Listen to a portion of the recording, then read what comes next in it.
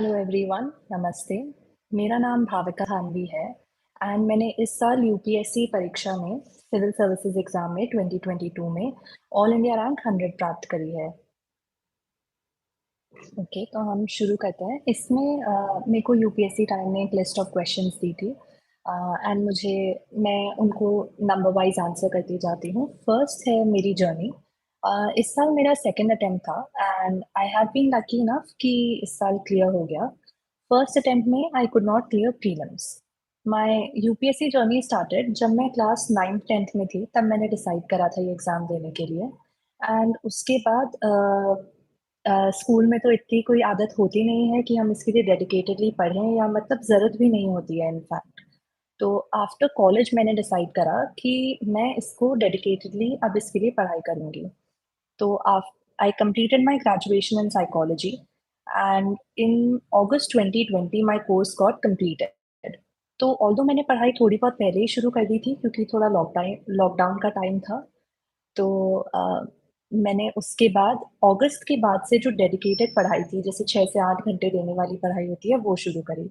उससे पहले क्योंकि कॉलेज के एग्ज़ाम्स भी थे एंड फ्रेंड्स से मिलना और भी चलता था या फिर बातें करना भी चलता था लॉकडाउन के पीरियड में, तो इतनी डेडिकेटेड पढ़ाई नहीं हो पा रही थी एंड 3 से 4 घंटे मैं दे रही थी।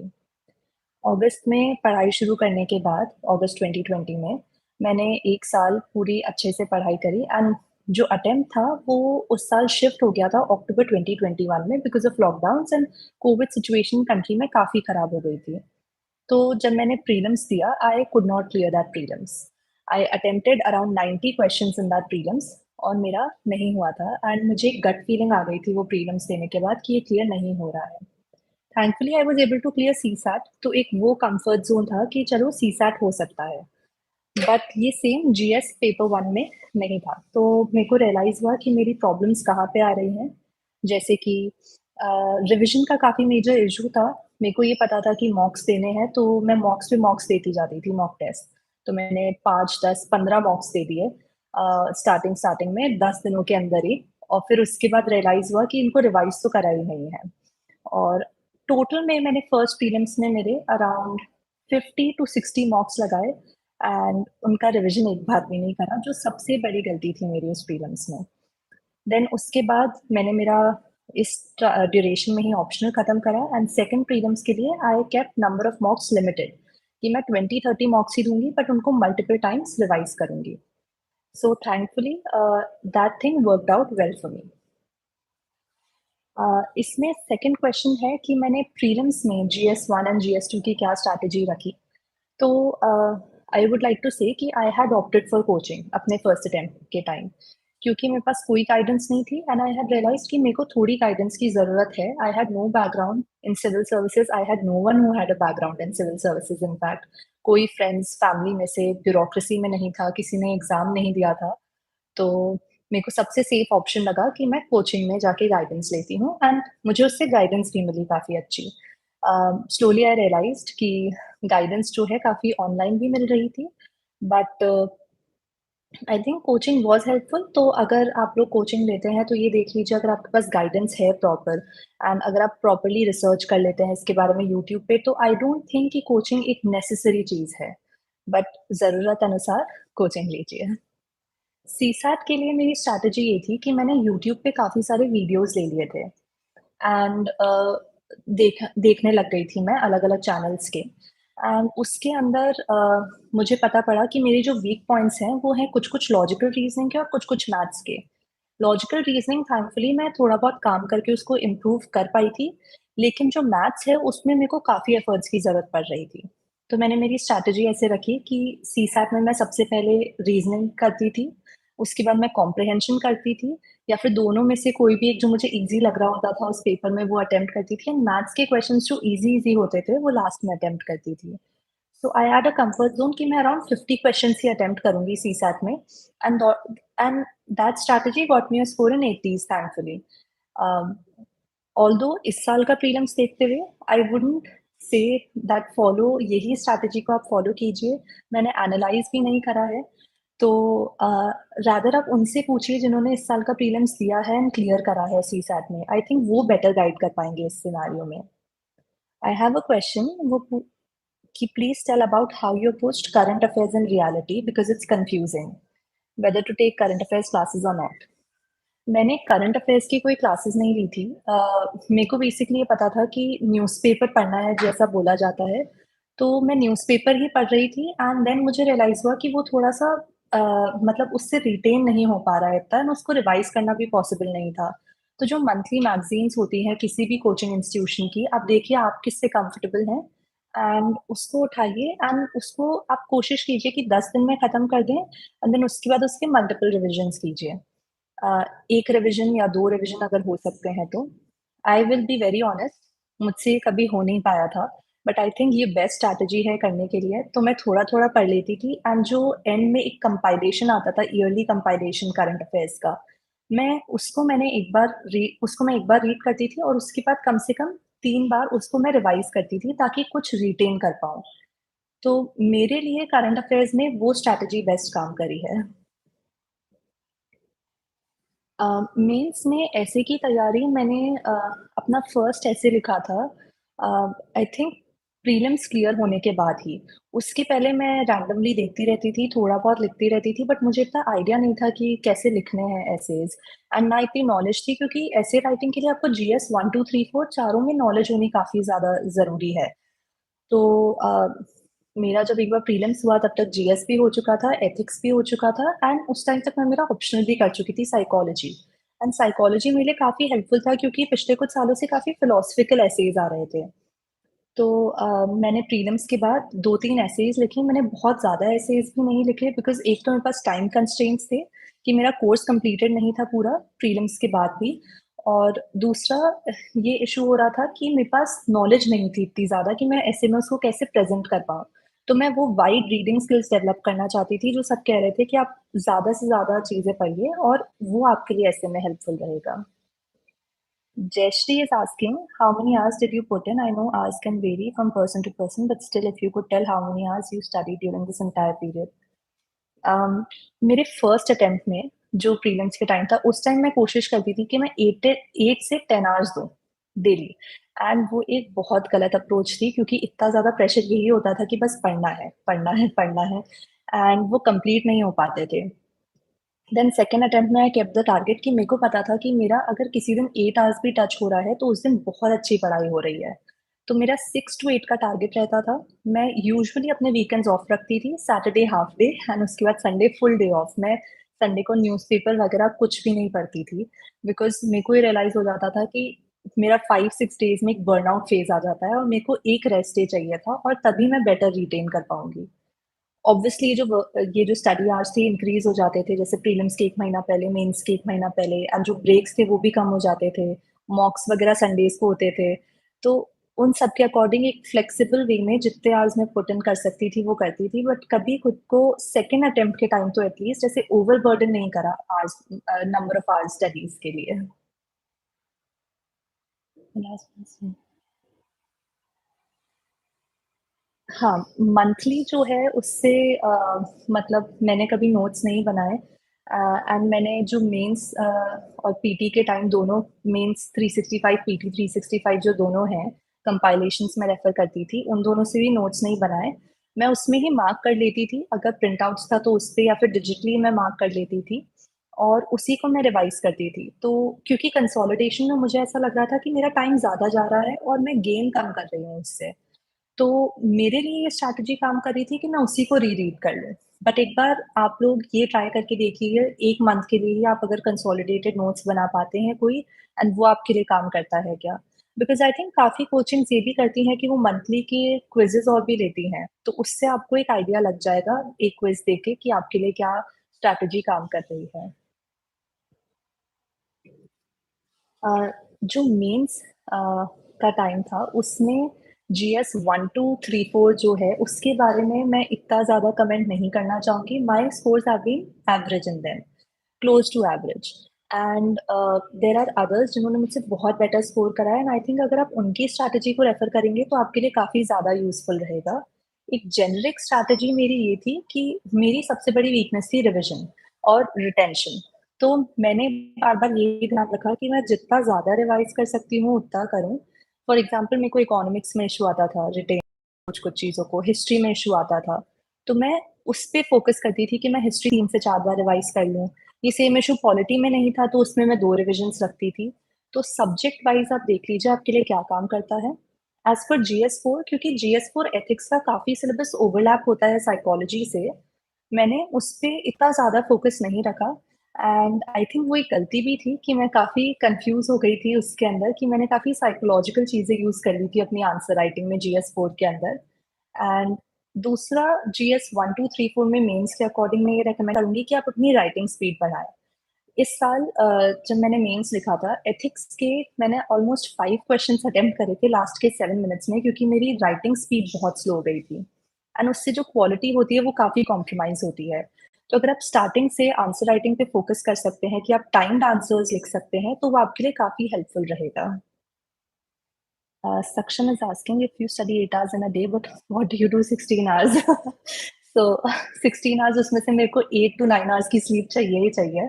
समटाइम्स वो 10 hours भी हो जाती थी, अगर मैं दिन में एक नैप ले लूँ तो। तो आई थिंक स्लीपिंग में काफ़ी टाइम जाता था। बाकी I used to watch Netflix, TV या फ्रेंड्स से बात कर ली, पेरेंट्स के साथ टाइम स्पेंड करा, ग्रैंड-पेरेंट्स के साथ। I also had a dog, तो I used to spend time with her as well. तो आई थिंक 8-8-8 में डिवाइडेड था डे एंड मतलब 8 आवर्स स्टडी में ऐसा होता था अगर आप 10 घंटे बैठते हैं तब जाके 8 आवर्स की प्रॉपर स्टडी हो पाती है। मेरे को ऐसा लगता है बिकॉज़ वो 8 आवर्स कंटीन्यूअस आपकी एग्ज़ैक्ट वो स्टडी नहीं होगी उतनी डेडिकेटेड, तो उस वे में मैंने डिवाइड कर रखा था। Next is question related to my optional.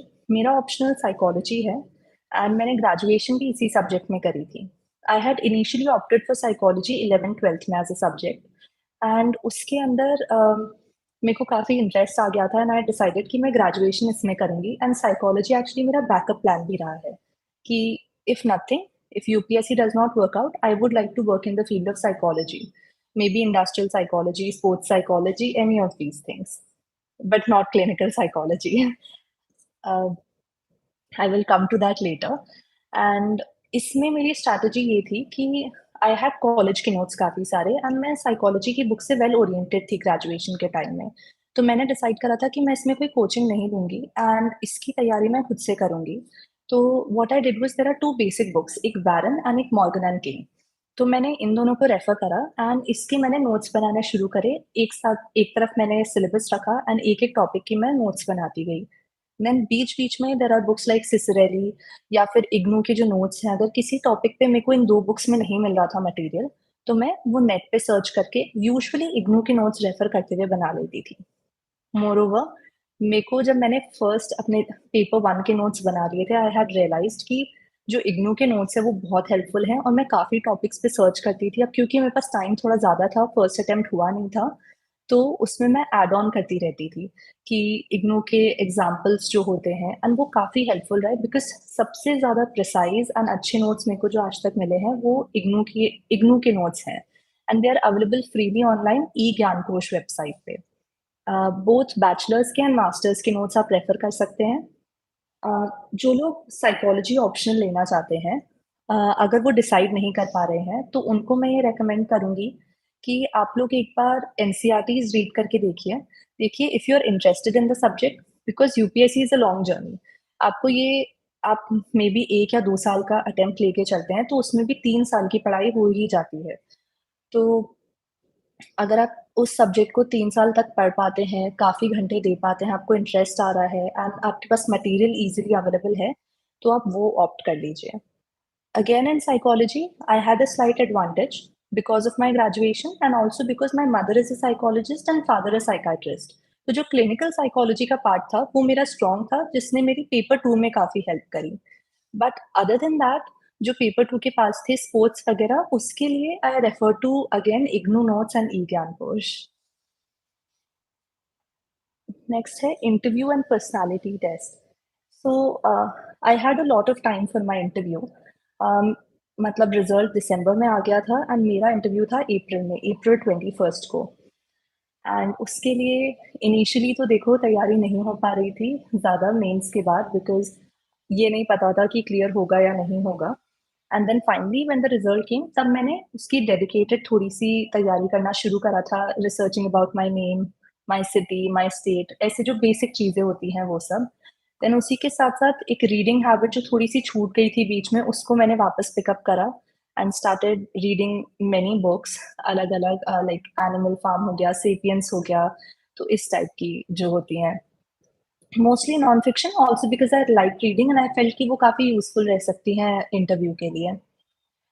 उसके बाद unfortunately there were some family issues because of which I couldn't continue बीच में काफ़ी ज़्यादा अपनी प्रिपरेशन को इंटरव्यू के लिए, so it was paused for a while.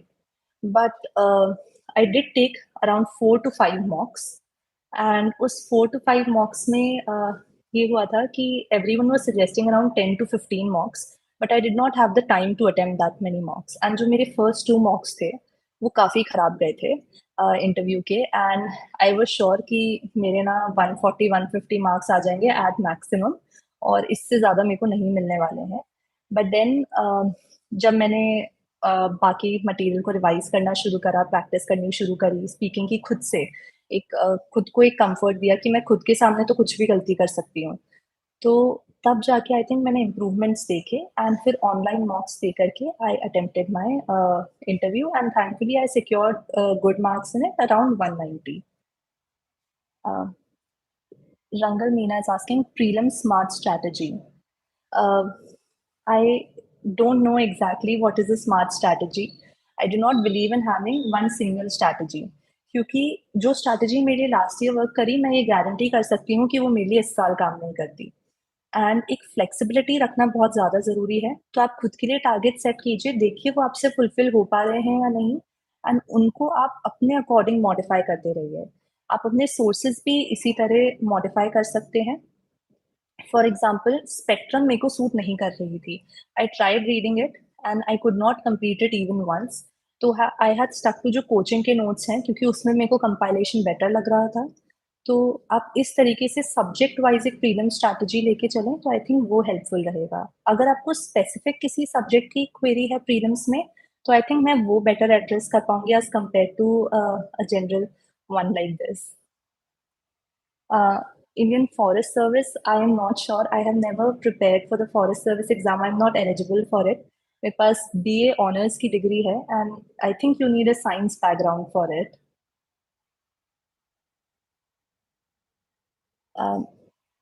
की एडवाइस फॉर 2025 अटेम्प्ट। आप अपना ऑप्शनल ख़त्म कीजिए। आई थिंक एक ऑप्शनल गेम चेंजर होता है एंड अगर आपका ऑप्शनल फिनिश्ड है और जीएस अगर आप कर सकते हैं टाइम से पूरा अपना ख़त्म एंड उसके मल्टीपल रिविजन्स कर सकते हैं, तो I think that would be the best strategy going forward. But also give yourself time to relax and खुद को बीच-बीच में मेंटल हेल्थ ब्रेक्स दीजिए क्योंकि वो काफ़ी इम्पोर्टेंट हैं। Please give suggestions how to start startup with eco friendly ideas. Uh, I'm not sure कि how do I answer this question about startups with eco-friendly ideas. It depends आपकी interest areas क्या है. I know a few people who have wanted to work in, I think um, they are collecting scrap metals and turning them into jewelry. So उनका ये startup idea है. But I think मैं ये answer करने के लिए सही इंसान नहीं हूँ। अम, जो सोर्सेज एंड बुक लिस्ट का क्वेश्चन है, जो नेक्स्ट मेरे को मिला हुआ है दैट इज़ कि सोर्सेज ऑफ बुक लिस्ट मैंने वही फॉलो करी थी जो मोस्टली सारे टॉपर्स रेकमेंड करते हैं एंड मैंने कोई उसमें डिफरेंस नहीं रखा था। आई थिंक बस एक स्पेक्ट्रम का था कि मुझसे वो फॉलो नहीं हो रही थी तो मैंने वो फॉलो नहीं करी थी। मोस्टली या तो क्लास नोट्स थे, कोचिंग नोट्स थे, लक्ष्मीकांत थी या खुद के बनाए हुए नोट्स थे करंट अफेयर्स मैगज़ीन्स के थ्रू, जो भी इतने ज़्यादा नहीं थे। आई थिंक हार्डली 20-30 पेजेज़ के वो नोट्स रहे होंगे करंट अफेयर्स के। आंसर राइटिंग की प्रैक्टिस, तो जब मैंने कोचिंग ली थी तब हमारी डेली आंसर राइटिंग प्रैक्टिस चलती थी।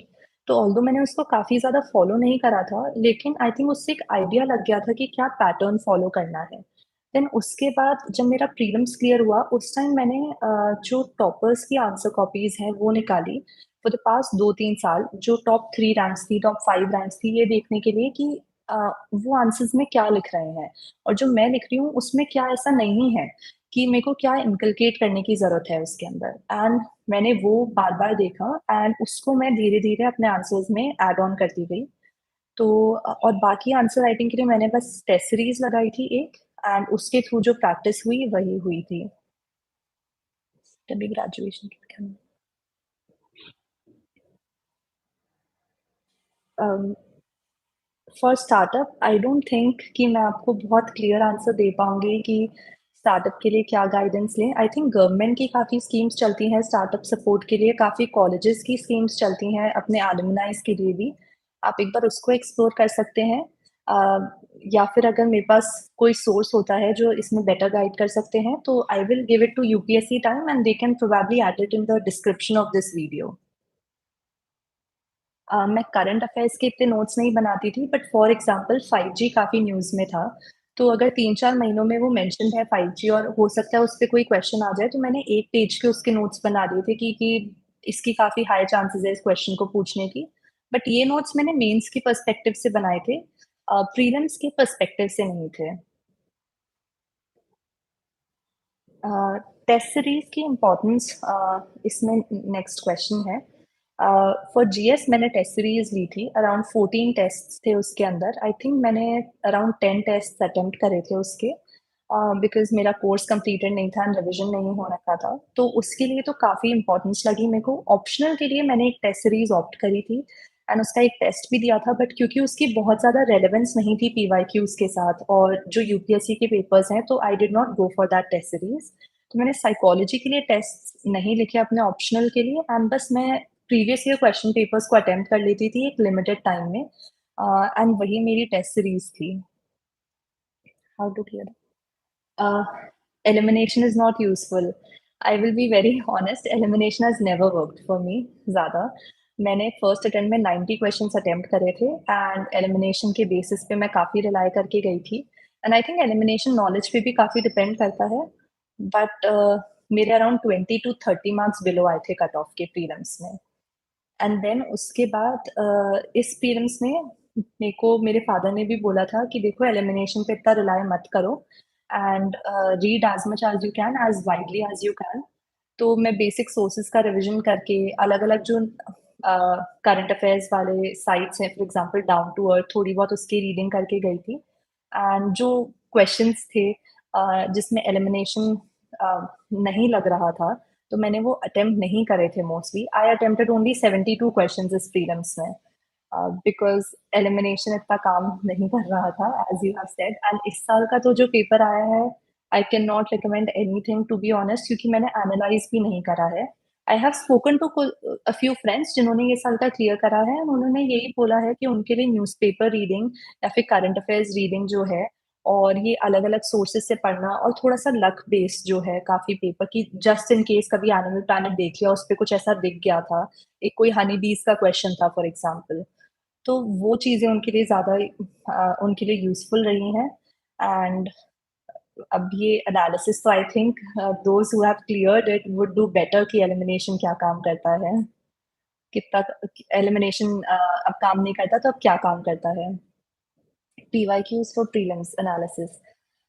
मैंने पीवाईक्यूज़ का एनालिसिस पर से नहीं करा था। मैंने एक बार पीवाईक्यू सॉल्व करे एंड देन उसके बाद एक सब्जेक्ट वाइज़ मैं उठाती थी। फॉर एग्ज़ाम्पल मैंने हिस्ट्री उठाया तो वो करे एंड देन फिर मैं हिस्ट्री का रिविज़न करती थी। तो जब आपने जस्ट पहले पीवाईक्यूज़ करे हैं तो आपको ध्यान रहता है कि आपको किन एरियाज़ पे फ़ोकस रखना है अपना ज़्यादा। ऑल्दो आई डोंट थिंक वो इतना यूज़फुल रहा एंड उसमें काफ़ी टाइम लगा। मैंने पीवाईक्यू एनालिसिस पे इतना फोकस नहीं करा। आई am sorry, I can't give a very coherent answer on it because of that, and I do not want to misguide either. Great. मेरा जो ग्रेजुएशन है वो जयपुर से ही है। मैं जयपुर से हूँ, मेरी स्कूलिंग एंड कॉलेज दोनों जयपुर से है। तो I don't know how true this thing is, at least for me ऐसा नहीं था। बट हो सकता है because of better facilities in Delhi you are saying so. But मेरी पूरी जितनी भी मेरी गाइडेंस थी या मैंने कोचिंग की हेल्प ली वो सब ऑनलाइन थी। मैंने कभी भी मैं ऑफलाइन किसी मॉक टेस्ट देने या फिर कोई क्लासेस अटेंड करने नहीं गई हूँ आज तक। तो आई थिंक कि आप ऑनलाइन सोर्सेज़ पे काफ़ी रिलाय कर सकते हैं, बहुत ईज़िली एक्सेसिबल भी हैं एंड वो आपके टाइम के अकॉर्डिंग फ्लेक्सिबल भी हैं। अगर आप दिल्ली में हैं और क्लासेस अटेंड करते हैं, तो आपको फॉर एग्ज़ाम्पल 3 से 4 का टाइम है शाम का, तो उस उतने टाइम पे आपको जाना ही पड़ेगा एंड कोई फ्लेक्सिबिलिटी नहीं थी। तो मेरा मेजर रीज़न ऑनलाइन को सपोर्ट करने का ये है। एनसीईआरटी पढ़ने का सही तो एनसीईआरटी पढ़ने का सही तरीका ये है कि आप अपने सब्जेक्ट्स आइडेंटिफ़ाई कीजिए कि कहाँ आपको ज़्यादा हेल्प की ज़रूरत है। फॉर एग्ज़ाम्पल मेरे लिए वो सब्जेक्ट हिस्ट्री था, अगेन हिस्ट्री और उसके लिए मैंने डिसाइड करा कि मेरे को मेरा बेस बिल्ड करने की ज़रूरत है और मैंने हिस्ट्री की जो एनसीईआरटीज़ थी वो पढ़ी जिससे एक बेस क्लियर हो एंड उसके बाद मैंने जो कोचिंग मटीरियल था वो रेफ़र करा। बट उस पॉइंट के बाद मैंने एनसीईआरटीज़ को कभी रेफ़र नहीं करा वापस से क्योंकि कच कोचिंग जो मटीरियल था उसके अंदर सब कुछ कवर्ड था, एनसीईआरटीज़ के भी पॉइंट्स आई गेस। काफ़ी रह भी जाते होंगे बट आई डोंट थिंक कि बहुत ज़्यादा अगर मैं सोर्सेज़ बढ़ा लेती और उनका रिविज़न बढ़ा लेती तो वो इतना यूज़फुल रहता। अ, मेरे पास एक्चुअली नोट्स है नहीं, जो कोचिंग के नोट्स फ्रीली मार्केट में अवेलेबल होते हैं, जैसे विजन या फोरम के जो बने हुए नोट्स हैं, मैं वो यूज़ करती थी और कुछ-कुछ स्टैंडर्ड बुक्स। तो आई डोंट थिंक कि मैं नोट्स क्या प्रोवाइड करूँगी, बट जो कुछ-कुछ टॉपिक्स हैं, जैसे 5G के, आर्टिफिशियल इंटेलिजेंस हो गया या फिर सिक्योरिटी रिलेटेड टॉपिक्स जिन पे मैंने बना रखे हैं नोट्स, वो मैं शेयर पक्का करूँगी। I will compile them soon and share them as a PDF. I have joined Vision Coaching online. Um, and next question is Laxmikanth की रिविज़न कैसे करें? That is a very good question. मैंने जब first time Laxmikant पढ़ी थी, तो मैंने page 1 से लेके लास्ट पेज तक पढ़ी थी उसी ऑर्डर में। बट देन आई रियलाइज़्ड कि सबसे इम्पोर्टेंट चैप्टर्स है फंडामेंटल राइट्स, डीपीएसपीज़, तो मैंने रिविज़न उनका ज़्यादा करा था एज़ कम्पेयर टू जो दूसरे चैप्टर्स हैं। तो आई थिंक आप जो सबसे रेलेवेंट चैप्टर्स हैं, उन सब का रिविज़न कर लीजिए 2-3 बार एंड बाकी जो दूसरे चैप्टर्स हैं for example parliament and all से रिलेटेड उनका एक बार रिवीजन सफिशिएंट रहेगा प्रीलिम्स के पहले। सेकंड का कोई ईपीएफ एग्जाम है क्या वो देनी चाहिए लाइफ में। अम, मेरे को एक्चुअली ईपीएफओ का इतना आइडिया नहीं है और किसी भी और एग्ज़ाम का। मैंने सिर्फ यूपीएससी की प्रिपरेशन करी थी, सिविल सर्विसेज एग्ज़ाम की एंड वही अटेम्प्ट करा है। तो मैं ईपीएफओ एग्ज़ाम से रिलेटेड इतना गाइड नहीं कर पाऊँगी but if you want to try for EPFO definitely go for it. अगर आपका सिलेबस ओवरलैप हो रहा है, तो और कुछ नहीं तो एटलीस्ट एक प्रैक्टिस बनी रहेगी वो एग्ज़ाम देकर। बेस क्लियर करने का मतलब जो चीज़ पढ़ना, वो चीज़ याद रखना, वो चीज़ समझ के बस आगे फ़ोकस करें। बेस क्लियर करने का मेरे लिए मतलब ये था कि मेरे को एग्ज़ैक्टली क्रोनोलॉजी जैसे हिस्ट्री में याद नहीं थी, तो वो पढ़ के एक समझ लेना। साइंस एंड टेक में बेसिक कॉन्सेप्ट समझ आ जाना एंड सेम फॉर पॉलिटी के कॉन्सेप्ट समझ आ जाना, फिर उसके बाद करंट अफेयर्स से उस पे बिल्ड अप करते जाना था। एंड जो आप कह रहे हैं कि मतलब एक बार बस समझ के आगे फ़ोकस करना, that was my strategy. Uh, how are you feeling after joining Dream Job? I haven't been allocated a service yet. My first preference is the Indian Foreign Service. I don't know whether I'll get it, but my second choice would have been the Revenue Services Income Tax. So I think it feels really good. Exam clear करके. Thank you so much for asking. Prelims के notes नहीं है तो क्या mains के?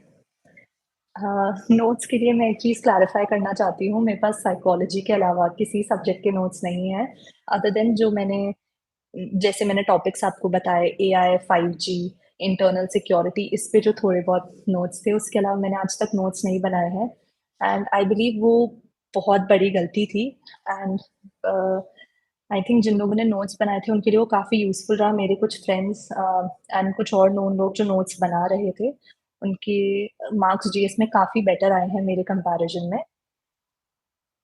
Linking of topics अ, तो for example linking करने के लिए जैसे कि अगर मैं 5G पढ़ रही हूँ, तो उसके अंदर मैं ब्रेनस्टॉर्म कर लेती थी कि इसके इम्प्लिकेशंस क्या हो सकते हैं, social implication, economic implication and जो दिमाग में आ रहा है उसको एक बार जॉट डाउन कर लिया, एक जगह लिख लिया। हो सकता है वो बहुत रेलेवेंट हो सकता है नहीं हो, बट एक बार के लिए आपको अपनी थिंकिंग एक्सपैंड करने के लिए आप कुछ करें।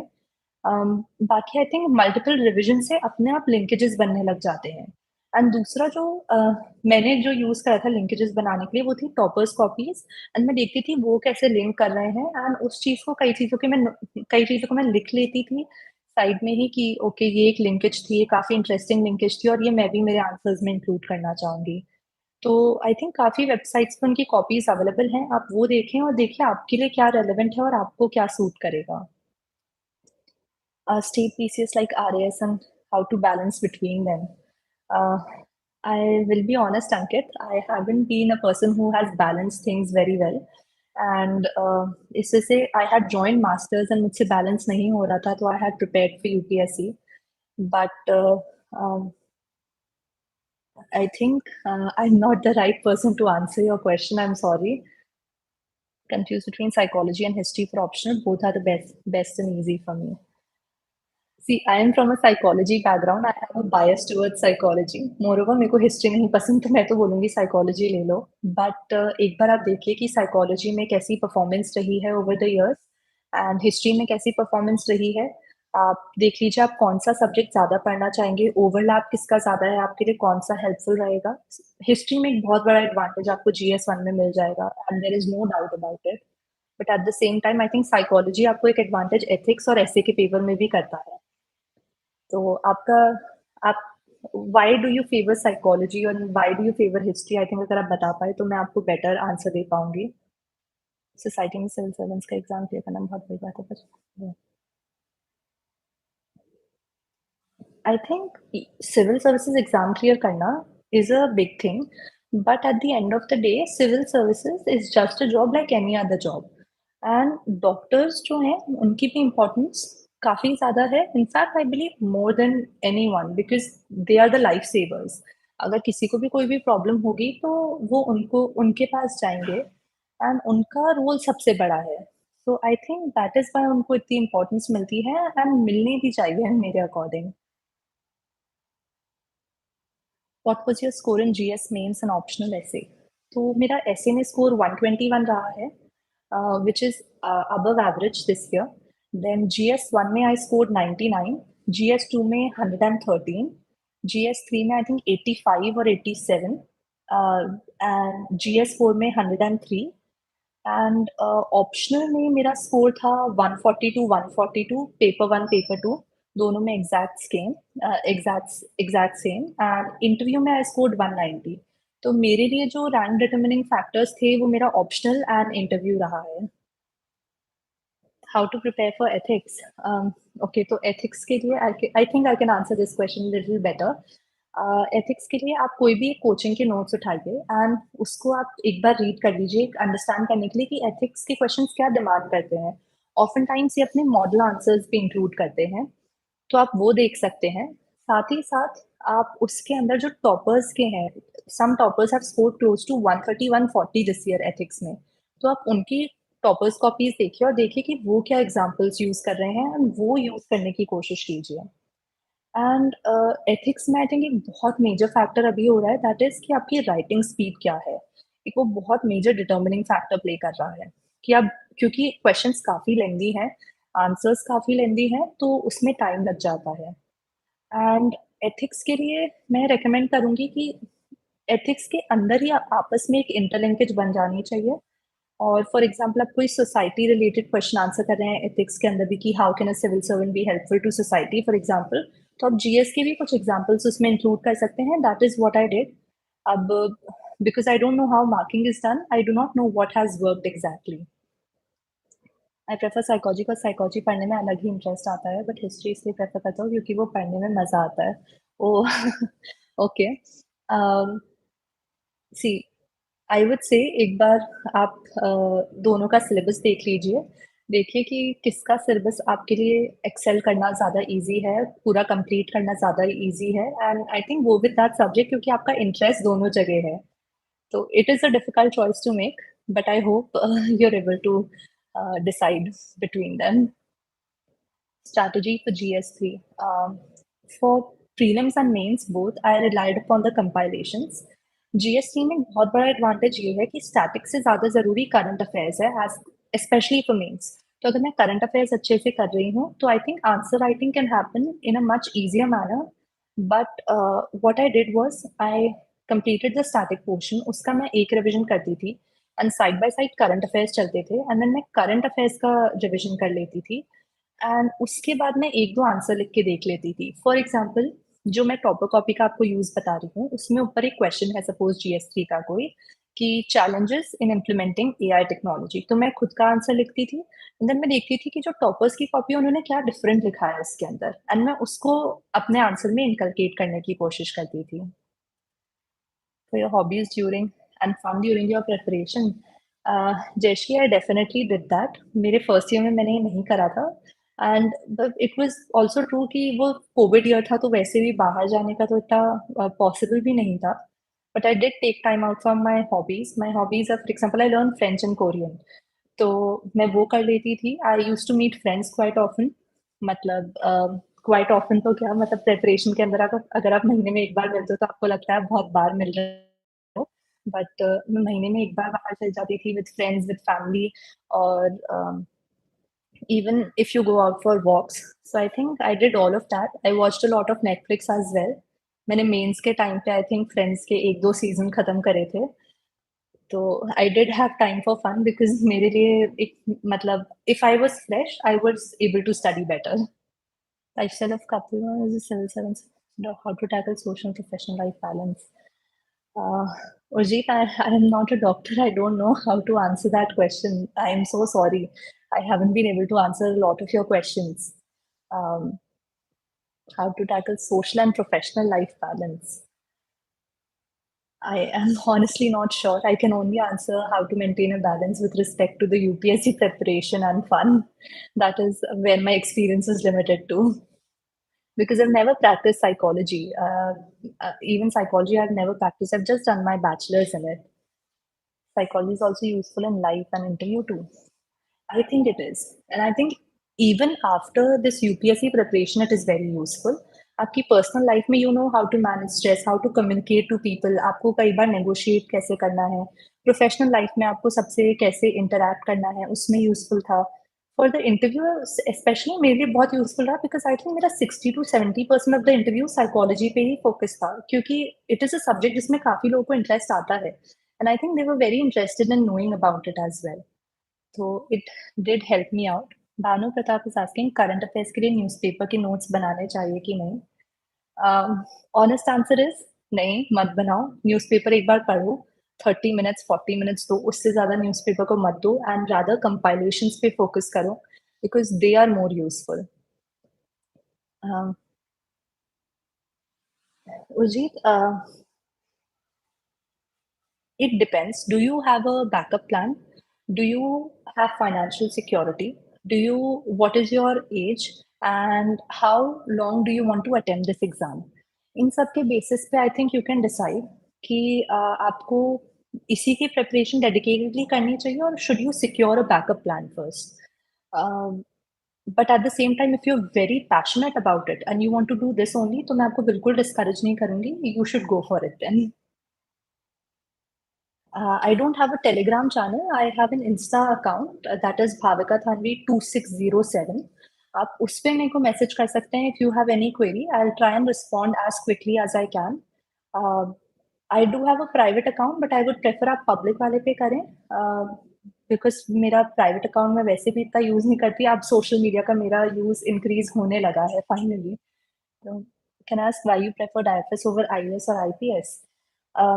My first preference was IFS because initially मैंने एग्जाम की तैयारी शुरू ही IFS के लिए करी मेरे को इंटरनेशनल रिलेशंस में काफ़ी इंटरेस्ट था एंड इसका रीज़न काफ़ी नाइव सा है क्योंकि बचपन में एज एन 9 10 11 12 में MUN में पार्टिसिपेट करा था वहाँ से इंटरेस्ट शुरू हुआ था देन आई थिंक 11 12 में पॉलिटी में IR भी कवर्ड था काफ़ी तो उस कारण से आई preferred IFS and I want to represent my country.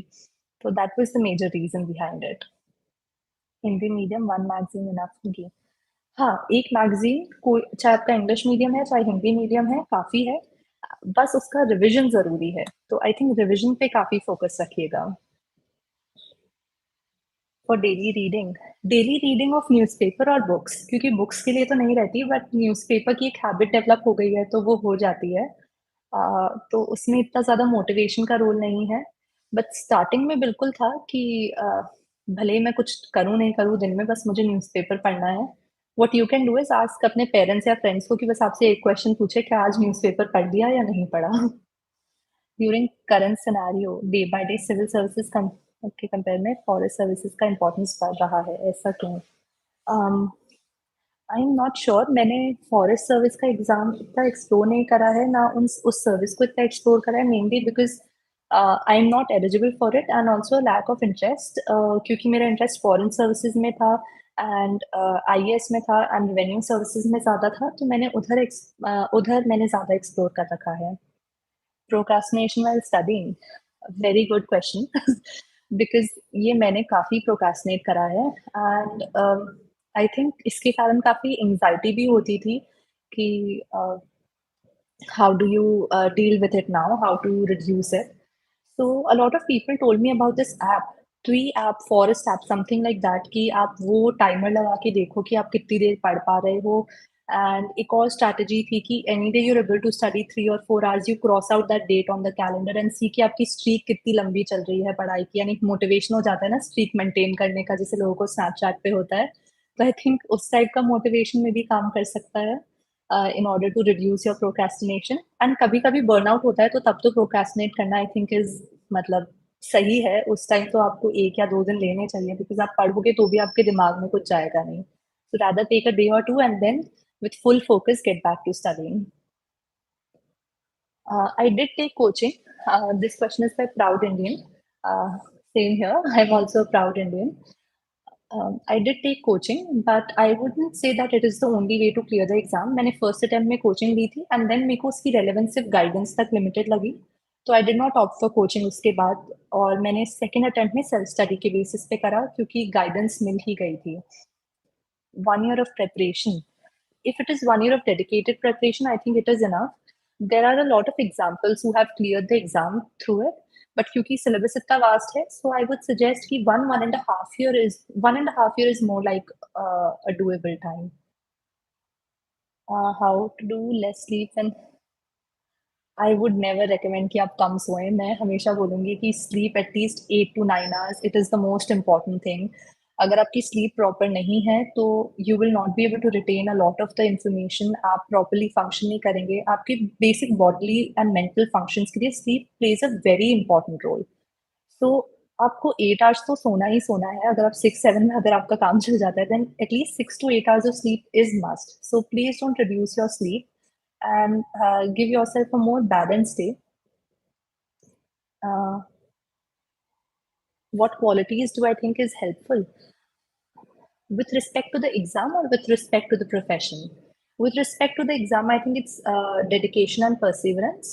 But with respect to overall being a civil servant, I think the most important thing is dedication, but उसके साथ साथ आपकी integrity, and that would make a good civil servant. अगर आपकी honesty है, अगर आपकी high level of integrity है, आपकी management of your time, your personal professional life अच्छा है, that would make a civil servant. Rather, that would make any जो भी आप जॉब करें, चाहे टीचर हो चाहे डॉक्टर हो, that is what a good teacher should be, that is what a good doctor should B.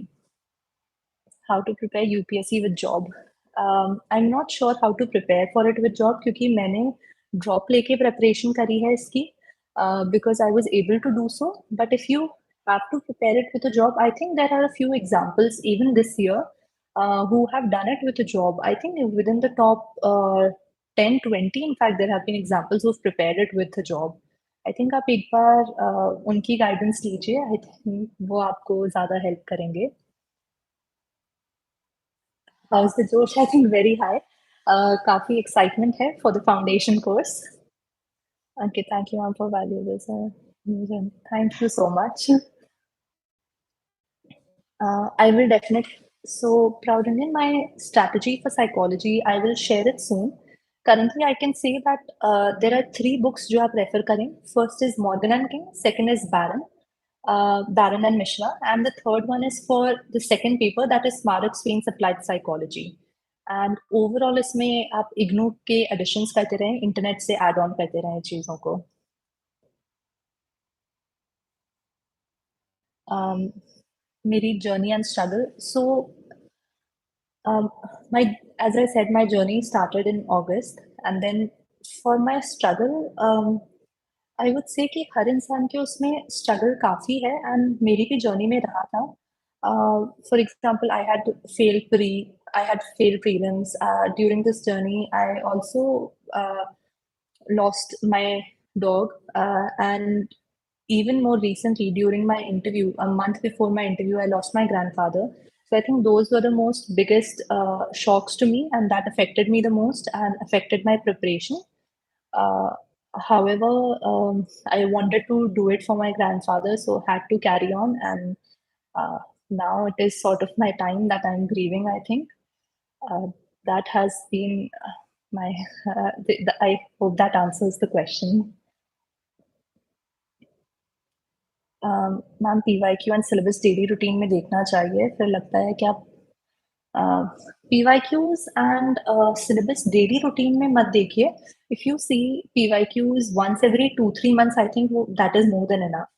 For example, मैं हर 5-6 महीने में देखती थी PYQs. एक मैं सब्जेक्ट उठाने के पहले देखती थी, एक रिवीजन के पहले देखती थी, एंड एक मैं जब एग्जाम आने वाला होता था उसके जस्ट पहले प्रिपरेशन के लिए देखती थी. CSAT, RS Agarwal content reasoning book is best or not? For CSAT मैंने YouTube वीडियोस को रेफर करा था एंड PYQs को रेफर करा था. बट ये recent CSAT देखते हुए I don't know what to comment because a lot of people have said कि जो CAT related books हैं, CAT एग्जाम की बुक्स हैं, वो भी आप रेफर कर सकते हैं. बट I think किसी ने जिसने ये CSAT क्लियर करा है would be able to better guide upon it. Option notes and reasons. Okay. Omkar, on dealing with prelims, I would say आप रिवीजन पे फोकस कीजिए. आप देखिए कि आपका लैग कहाँ पे हो रहा है प्रीलिम्स में. Why are you not able to clear it? Is it because of CSAT और बिकॉज ऑफ पेपर वन? अगर पेपर वन में है so it might be because of revision और a lack of wide reading, और it might just be because of luck, because luck plays a huge role in this exam. And आप एक बार उस area पे focus कीजिए जहां आपको लग रहा है कि आपको करने की जरूरत है. If you want, create a focus group आपके कुछ फ्रेंड्स का, या फिर कुछ लोगों से आप टेलीग्राम पे कनेक्ट कीजिए जो लोग वापस प्रीलिम्स लिख रहे हैं, and you will be able to keep each other motivated. I had a friend during my journey, and हम एक दूसरे को मोटिवेटेड रखते थे, एंड वो बहुत मेजर रोल था क्योंकि हम दोनों को प्रीलिम्स क्लियर करना था. Alright, thank you. Thank you so much, proud Indian. How to tackle prelim? Okay. सबके बारे में हियरिंग है. Um, with respect to the hearing, I think जो Central Administrative Tribunal है, that will be better able to answer how things should proceed. And someone who has a lack of experience in this area and a lack of knowledge in this area to be able to comment upon it. But that is that is it. Sorry. How do you prepare for international relations? So I had never studied international relations अलग से. मैंने international relations coaching notes जो थे उन पे rely करा, and दूसरी चीज जो थी वो थे current affairs, and most important were the current affairs जो monthly magazines के compilations थे या mains के compilations थे. Those. My college is IIS University or ICG College from Jaipur itself. It's a private college in Jaipur. Preparation के साथ साथ social media, Instagram, WhatsApp, and etc. How I think if you are able to manage your time well, be it with a boyfriend, a girlfriend, or social media, you should go for it. But मतलब boyfriends or girlfriends are like family, right? कि आप उनके साथ time manage कर पा रहे हैं या नहीं कर पा रहे. And with respect to social media, मैं social media use करती थी, and uh, I was also talking to friends at the same time. So I think that was useful for me because I felt disconnected अगर मैं अपने friend से बात नहीं कर रही थी तो, and that was an important thing for me. NCERT पढ़ने में जो नींद आती है उसका क्या करें, क्योंकि एडवांस बुक्स पढ़ने, न्यूज़पेपर पढ़ने में नहीं आती.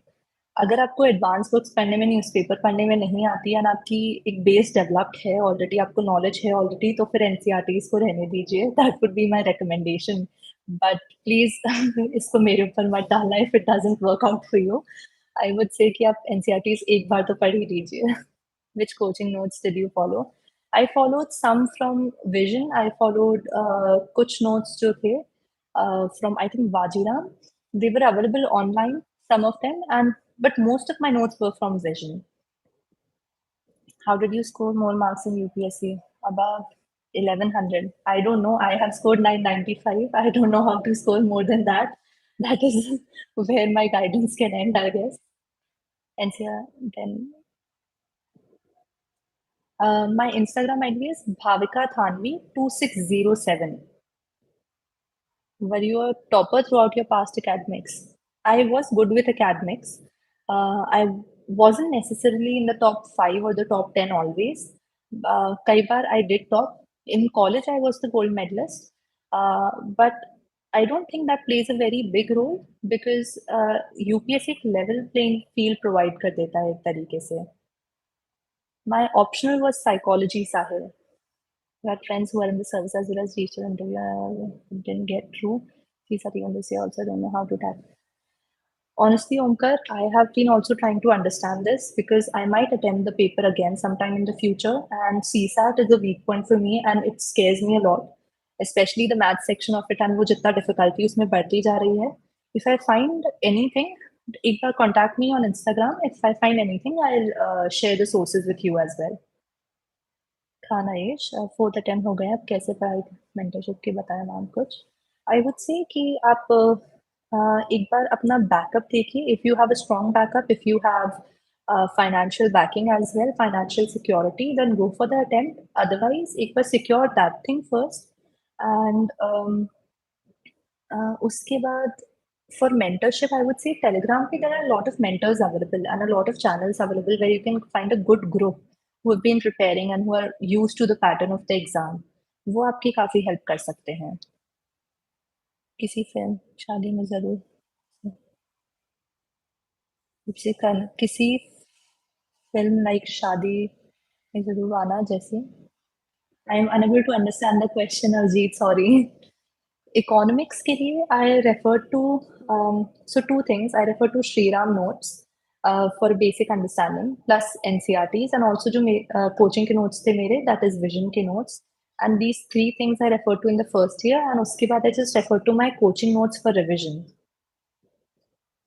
That was my preparation for economics and plus current affairs जो हर जगह supplement करता है. Um, Ash, I think I would need a bit more background from you. Please send me a direct message on Instagram. I think that would be a more personalized guidance that I can give, I guess. Hindi compare में English medium को UPSC importance ज़्यादा आई don't think मेरे को नहीं लगता कि importance ज़्यादा देती है ऑल्दो मैंने ये काफ़ी सुना है कि एक एडवांटेज होता है एंड इट इज़ पॉसिबल कि सही में एक एडवांटेज होता हो इंग्लिश मीडियम से होने का बट इस साल हमने काफ़ी एग्जाम्पल्स देखे हैं लास्ट ईयर की तरह जो हिंदी मीडियम से भी टॉप रैंक्स लेकर आए हैं ज्योग्राफी बुक से या नोट से मैंने एनसीईआरटी रेफर करी थी ज्योग्राफी की एंड नोट्स भी रेफर करे थे एनसीईआरटी मैंने एक बार ही रेफर करी थी एक बेस बिल्ड करने के लिए और उसके बाद मैंने नोट्स रेफर करे थे आई did not make notes for psychology जो मेरे नोट्स थे वो हैंड रिटन थे कुछ कॉलेज के थे कुछ खुद के बनाए हुए थोड़े बहुत टॉपिक्स पे थे कुछ क्वेश्चन आंसर फॉर्मेट में थे so that was the way I did it how was your UPSC interview my UPSC interview was very short. It was around 15 to 16 minutes. So that was very scary कि 15-16 minute में ही खत्म हो गया तो एक वो डर था and I wasn't expecting great marks from it. But thankfully it worked out in my favor. And मेरा जो इंटरव्यू था काफ़ी डैफ पेस था दे हैड आस्क्ड मी जिसे मैंने बताया मैं कोरियन सीख रही हूँ so they were asking me about why I was learning the language उन्होंने मेरी सिटी जयपुर के बारे में पूछा राजस्थान के बारे में पूछा एंड काफ़ी फोकस उसके अलावा साइकोलॉजी पे था 60% इंटरव्यू मेरा साइकोलॉजी बेस्ड था उससे related questions my ID is not showing on Instagram. Um, I will ask UPSC time to mention it in the description then, if they can, to add it in the description. But it is on Instagram. I will type it here if you need it.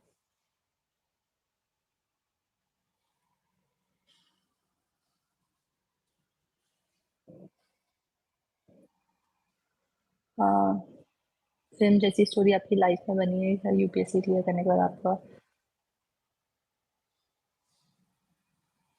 I if this is the name of a film Ajit मेरे को इस film के बारे में पता नहीं है actually I am so sorry इस वजह से मेरे को मे बी समझ में नहीं आ रहा है question I don't want to make mockery towards any institute, but after reading a lot of material from Vision and Insights, we're losing our Vision and Insights because of the current pattern of UPSC. UPSC का definitely एक changing pattern है and that's why I keep saying एक flexibility रखना बहुत ज़्यादा ज़रूरी है। मेरा जो नोट्स रेफ़र करने का रीज़न था वो एक ही था एंड दैट वाज़ कि मेरे को मेरा रिविज़न स्ट्रॉन्ग करना था, मेरा रिकॉल नहीं होता था। आई did not have a very good recall capability. For example मैं अगर इकोनॉमी पढ़ रही हूँ, मुझे कॉन्सेप्ट समझ में आ गया बट मैं रिकॉल नहीं कर पाती थी and that is why I refer to these notes and एक लैक ऑफ टाइम होने के कारण मैं खुद के नहीं बना पा रही थी। अगर आप खुद के नोट्स बनाते हैं, आप उसको करंट अफेयर्स से सप्लीमेंट करते जाते हैं। तो जितना मैंने अभी तक देखा है मेरे फ्रेंड्स के बीच में जिन लोगों से मेरी बात हुई है, I think that is 100 times better strategy than referring to the coaching material क्योंकि यूपीएससी में एक आई थिंक इंडिविडुअलिटी आप खुद की तरफ से क्या ऐड कर सकते हैं, वो भी एक बहुत इम्पोर्टेंट चीज़ है। Main question you remember from your interview? Main question was they had asked me what the meaning of my surname is, and my surname does not have any specific meaning. So I was very taken aback by that question कि क्या मैं मेरे नाम का भी answer नहीं दे पाऊंगी? Exam in 2025, how would you approach? My first approach would be to work upon my maths, improve CSAT and clear prelims. Second is मैं मेरे जीएस पे काम करना प्रेफ़र करूँगी कि मैं खुद के नोट्स बनाऊँ बिकॉज़ मैंने ये रियलाइज़ करा कि बिकॉज़ मैं सब कुछ ऑनलाइन देख रही थी मटीरियल जो कोचिंग का था, maybe that is why I could not score higher in it and third thing is मैं मेरी राइटिंग स्पीड बढ़ाना चाहूँगी। हर एक पेपर में हो रहा था कि मेरा पेपर एंड तक मैं लिखती जा रही थी एंड 3-4 ऐसे क्वेश्चंस होते थे जो मैंने एंड के 5-6 मिनट्स में अटेम्प्ट करे हैं। तो मेरी राइटिंग स्पीड से मेरे को काफ़ी प्रॉब्लम्स हुई थी and that is something I would like to work upon.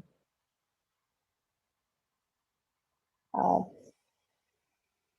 आपकी प्रायोरिटी कंट्री कौन-सी रहेगी? I don't have any country that is my priority, मतलब in terms of IFS if you're asking, but I think India would be my priority to promote its interests. I don't know whether I'll get IFS this year, but I will try for it. If not, I think revenue services is a great job as well that I have a deep interest in. So let us see what the future holds. Movie called शादी में ज़रूर आना कि आपकी life में कभी उस movie जैसी मैंने ये मूवी देखी नहीं है that's why I had not heard the name of this movie शादी में ज़रूर आना इस वजह से मुझे ये क्वेश्चन नहीं समझ में आया। Akash my interview marks are 190।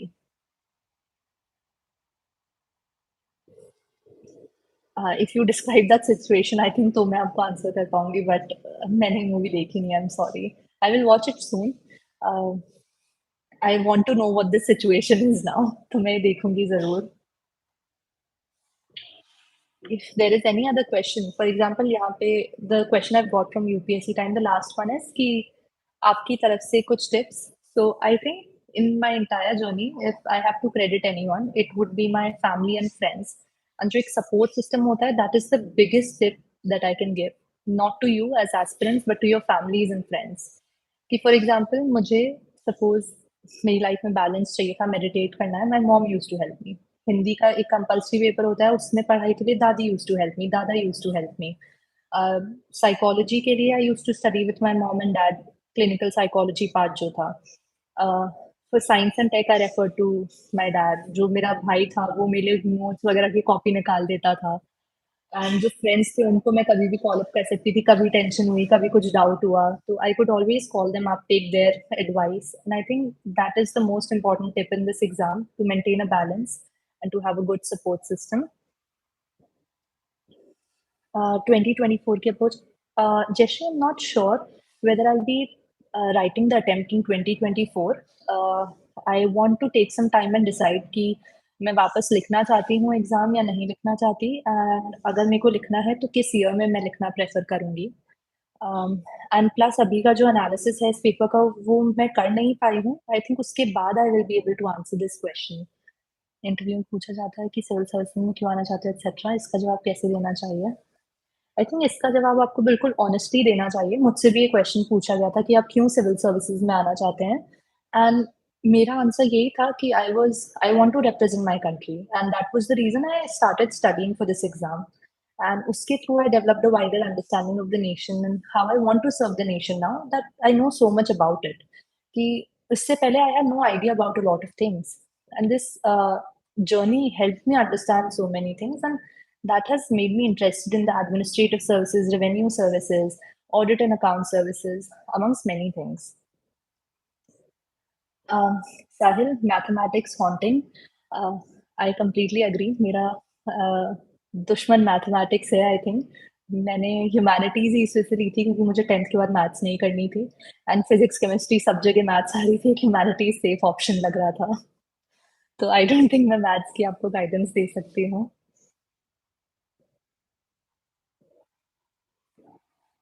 Um, the reason why I'm inclined towards the revenue services. So I'm inclined towards the revenue services because it also provides an opportunity that I can represent my country and in an international setting.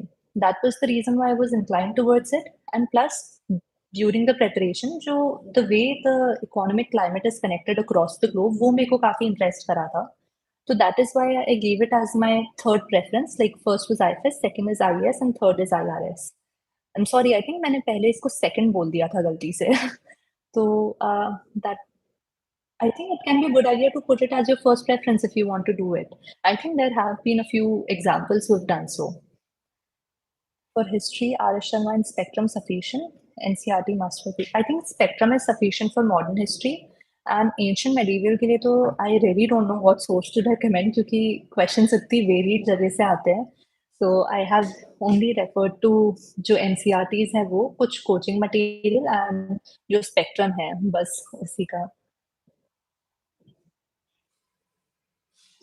Um, जो GS2 है I would say कि एक बार basic reading कीजिए, उसके बाद notes बनाइए and जब आप पीवाईक्यूज करते हैं तो उसके मॉडल आंसर्स वगैरह से कुछ अगर वैल्यू एडिशन पॉइंट्स हैं तो आप वो ऐड करते रहिए. Tapesh, what's your question? Optional, is sociology good? Are you getting IAS? Tapesh, my second preference was IAS. My first is IFS. So I don't think I'll be getting either of those two. I think I'll be getting the revenue services based on my rank. And sociology, a good optional.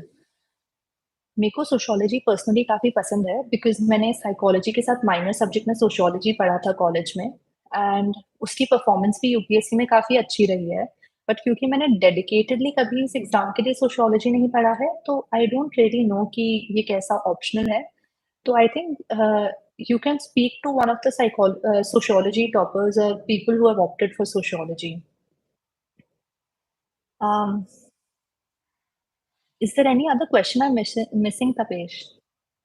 Ethics preparation and resources. For ethics, I think एक lexicon book है वो आप उसको refer कर सकते हैं. Then coaching के notes and I be honest मेरा साइकोलॉजी से काफ़ी ओवरलैप था ईक्यू वगैरह एटीट्यूड एंड ऑल में, तो मैंने बहुत ज़्यादा रिसोर्सेज रेफर नहीं करे. मैं काफ़ी साइकोलॉजी पे रिलायड आंसर्स लिख के आई हूँ एथिक्स के अंदर. इकोनॉमी नोट्स या book, whatever suits you better. I prefer notes क्योंकि वो एक जगह कंपाइल्ड होते थे और फिर मतलब टाइम कंस्ट्रेंट्स के कारण इतने मैं नोट्स बना नहीं पा रही थी. India struggle for independence bye Bipin Chandra. I have never read this book. I'm sorry. I cannot comment upon it either. But I think ऐसे ही रीडिंग के लिए आप एक बार पढ़ लीजिए और देखिए कि आपके लिए कितनी यूजफुल है for the exam as well because I think काफी लोग पढ़ते हैं इस बुक को.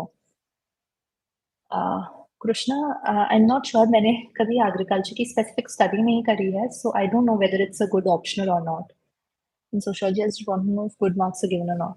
आई थिंक काफी टॉपर्स हैं सोशियोलॉजी से भी, सो उसमें मार्क्स तो अच्छे मिलते हैं बेस. अब how easy it is and what it requires that is something I am not aware of. Javeria, I shared my book list recently. There were three books. One is Morgan and King, one is Barron and Mishra, and the third one is Applied Psychology by Smarak Swain. And addition इन तीनों में मैंने करा था इग्नू के notes से. Sources for GS2 means. So GS2 में three अगर हम थ्री कैटेगराइजेशन करें पॉलिटी, तो पॉलिटी के लिए Laxmikanth is the base book that I refer to. Second thing was जो कुछ कोचिंग के नोट्स थे जो ऑनलाइन मिल रहे थे मार्केट में वो सब.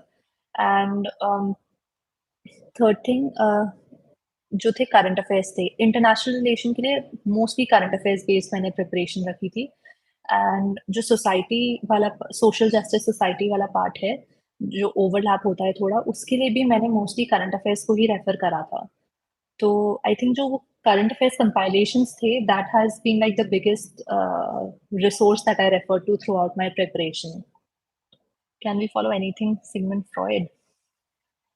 Sigmund Freud is a very controversial figure, Ash. I don't know how to answer that question. But yes, some of his thinkings were quite right based upon जो उन्होंने unconscious mind के बारे में बात करी थी, pre-conscious के बारे में बात करी थी. So, Krishna, I'm so sorry. I can't answer this question agriculture wala because I've never studied it. Akshay, history, if you're asking for GS, I think I can answer कि NCERTs पढ़ के base clear करो, then जो spectrum या जो भी आप books refer करते हो वो करो. एंड हिस्ट्री में मतलब मेरा तो ये था कि रिवीजन सबसे ज़्यादा ज़रूरी है क्योंकि काफ़ी रटना भी पड़ता है. तो आप वो करें. Share your strategy how you remember whole 1 year current affairs. I do not remember whole 1 year current affairs. So sorry. Basically जब मेंस का टाइम आया था तो व्हाट आई डिड वाज कि जो कंपाइलेशंस थे उसको मैंने 3-4 बार पढ़ लिया था और उसी का मैं रिवीजन करती रहती थी. एंड उससे कुछ रिटेन हुआ, कई चीज़ें रिटेन नहीं भी हुई. एंड जब टेंशन में आंसर्स लिखते हैं तो वैसे ही अगर आपने 100 पढ़ा है तो आपको याद तो 20 या 30 आने वाला है. तो आई डोंट थिंक पूरा याद रखना पॉसिबल है, बट धीरे-धीरे माइंड में फीड होने लग जाती हैं ये चीज़ें.